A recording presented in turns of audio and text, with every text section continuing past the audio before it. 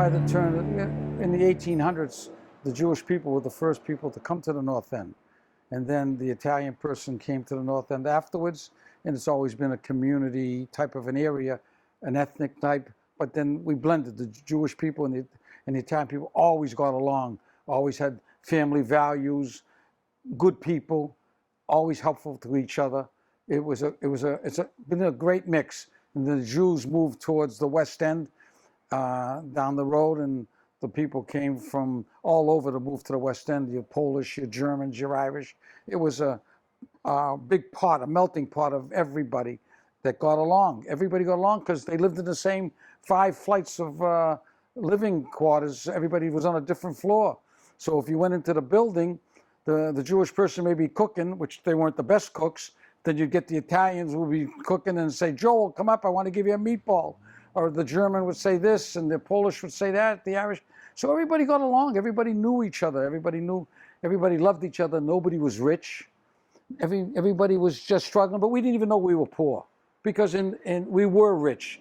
We weren't rich with money, but we were rich. We had a foundation of love and respect for each other, and we wanted to get ahead, and that's what happened. And as I got older, I opened up a business in the North End, and I became part of it.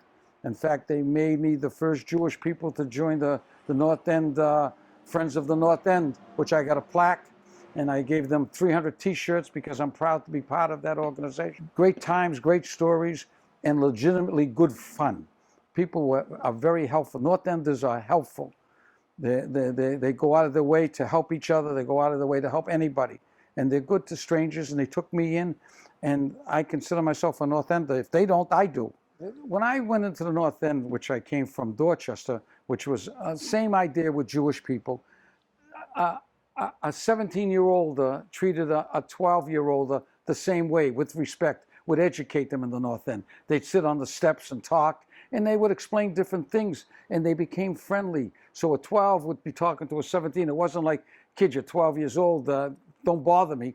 You're 12 years old, what can I help you? What can I educate you? What can I tell you?" I mean, when I was in the North End, I was selling souvenirs by the Paul Revere house, paying $30 a month rent. What do you think that thing costs today? And then old man Christie would say to people who would come in after I'd close in November, "No, I only rented to the Jew. Nobody else." And that's the way it was. It was respect with love.